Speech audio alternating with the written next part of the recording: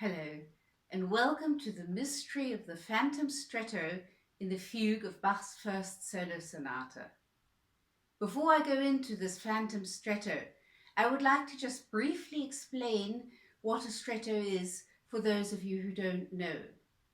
Now, a fugue, we have the fugue theme, and one voice plays this fugue theme, and when it's done with the theme, then the second voice sets in with the fugue theme, and when that's finished, the third voice sets in with the fugue theme, and if you have more than three voices, then fourth and fifth voice. In this case, in the first solo sonata, we have a three-voiced fugue, so each voice sets in with the theme once the previous voice is finished with the theme. So we have the first voice,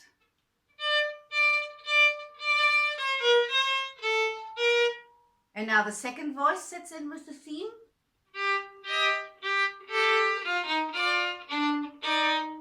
And then the third voice sets in.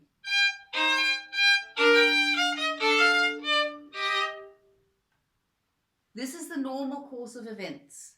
In a stretto, the second voice doesn't wait for the first voice to be finished. It sets in with its theme while the first voice is still playing the theme. And the third voice also doesn't wait for the second voice to be finished. It sets in with its theme while the second voice is still playing the theme. So this is usually something which is very dramatic and leads to a dramatic conclusion. It creates a lot of tension from a composition technical point of view. And the theme as such has to be suitable for a stretto. Not all fugue themes are suitable for a stretto. For example, the theme of the A minor fugue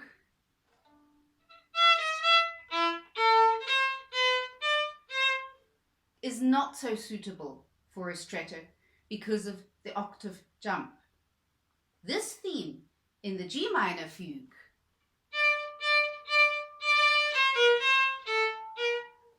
is suitable for a stretto. And usually when a composer has a fugue theme which is suitable for a stretto, he also writes a stretto. But in this fugue, Bach didn't write a stretto. Why? I've studied the solo sonatas and partitas by Bach for decades. And in this fugue, I was always a little bit surprised that there wasn't a stretto. And recently, as I was intensively working at this fugue, I discovered fragments of a stretto. And I took a closer look at them, and I saw that one could fill those fragments out and have a complete stretto. And then I found more fragments and discovered that in all those cases it was possible to fill in the voice and have a complete stretto. This was unbelievably exciting for me because I'd never come across anything like that. Discovering fragments of a stretto and by filling them out, discovering that bit by bit, a phantom stretto suddenly became more and more visible. So what I wound up with in the end was a complete stretto going from bar 14 to bar 28 and followed by the typical dramatic conclusion which follows a stretto which goes from bar 28 until bar 42. So this was completely amazing, a complete stretto of which only fragments are in the music. The first fragments I discovered were in bar 18 and 19.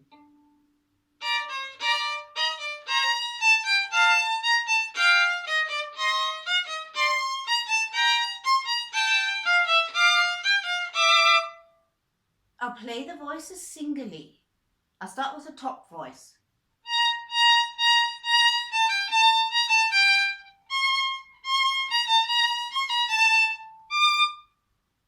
Now if I fill that out, I get a complete theme.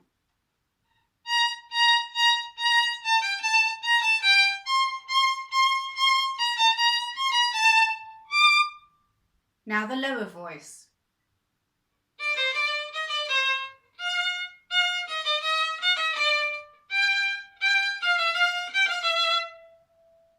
If I fill that out, I get complete themes again.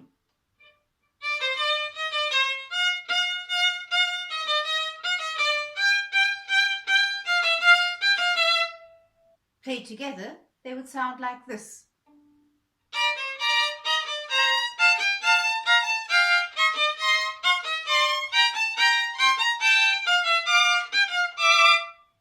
The next fragment I found was in bar 22. I'm going to start in the second half of bar 21 and I'll just play the top voice.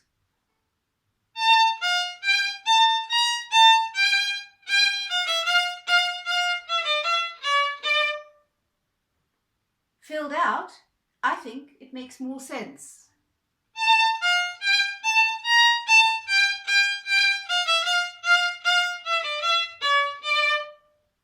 Then I found another fragment in bar 23.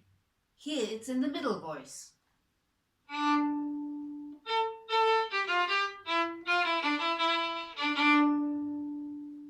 Filled out, we get a complete theme.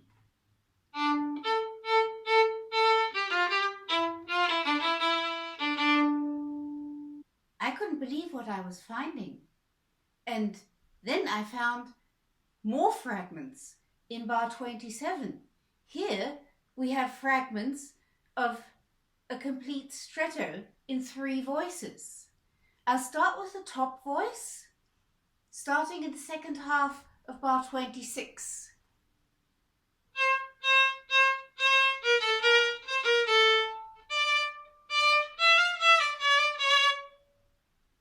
Filled out, we get a complete theme.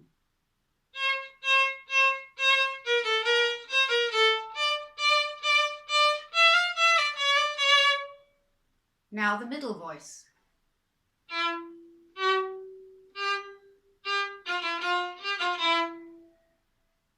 Filled out, we get a complete theme.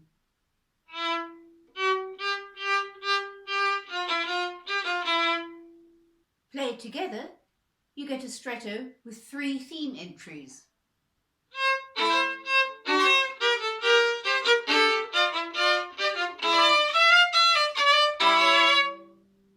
I found this so incredible that I filled out the fragments, completing the themes, and I got a complete stretto going from bar 14 to bar 28. And all these filled out themes of the phantom stretto played together sound like this.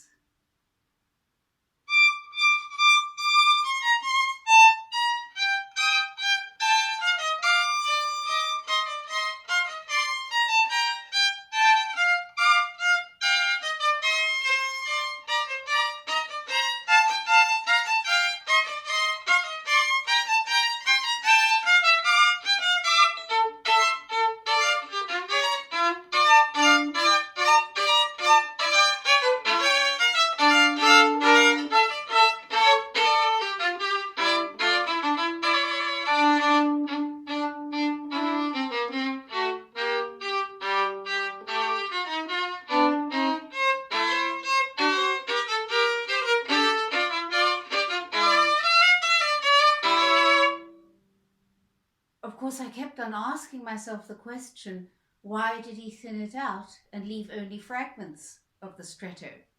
And there's several possible answers. First of all, it is very difficult.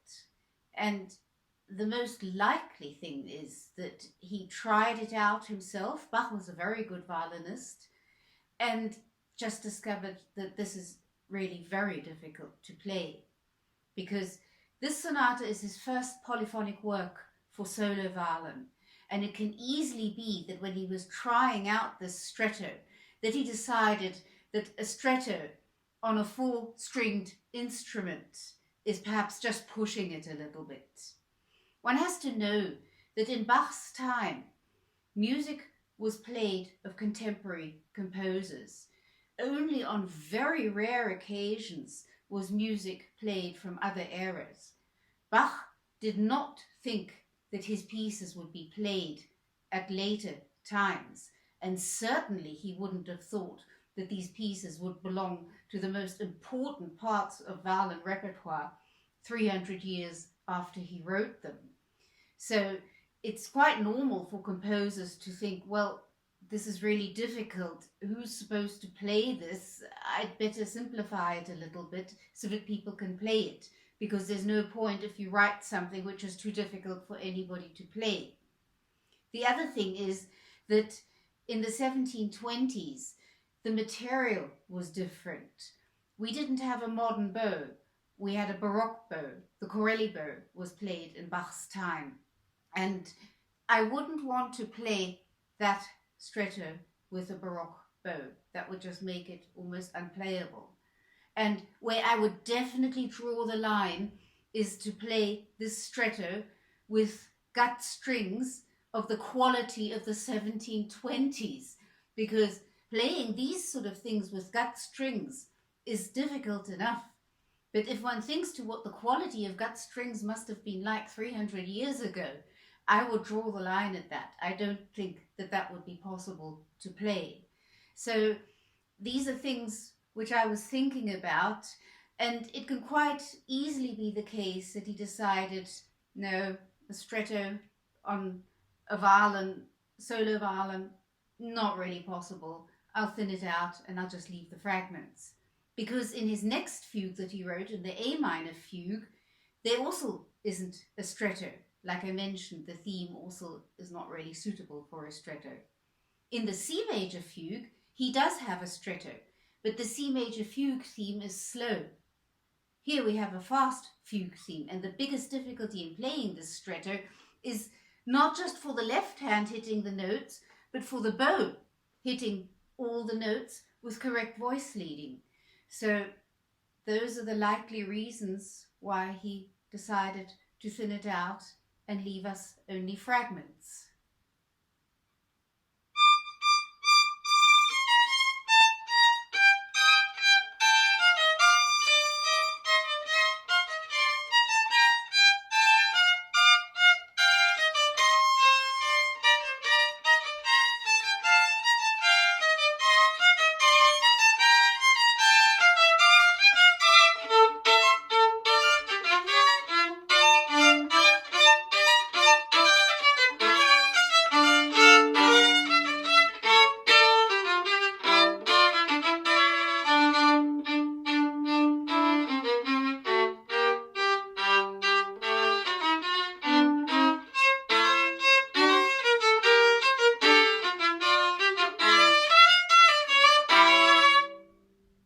Strangely enough, I always felt that in this fugue something was missing.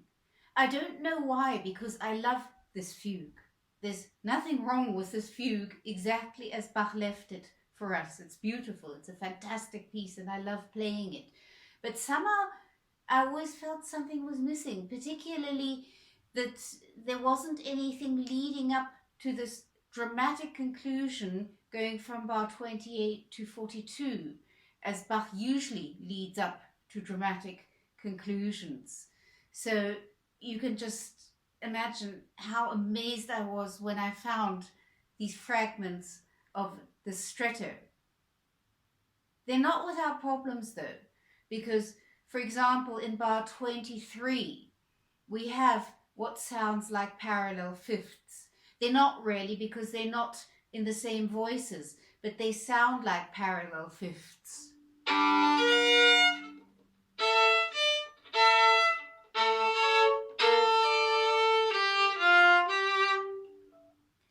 So here a possible solution, which might even be more likely what Bach wrote, was that he left out the first A.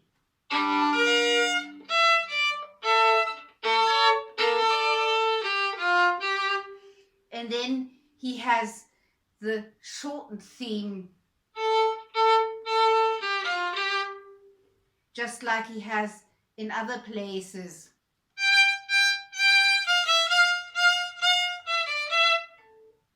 That was bar 22, but also, for example, bar 11.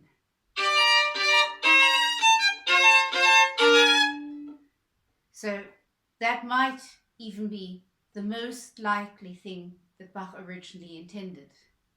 So this is the Phantom Stretto which I discovered. Please let me know what you think of this, because I would love to get other people's views on this discovery. So let me know in the comments what your ideas are, and happy practicing to everyone.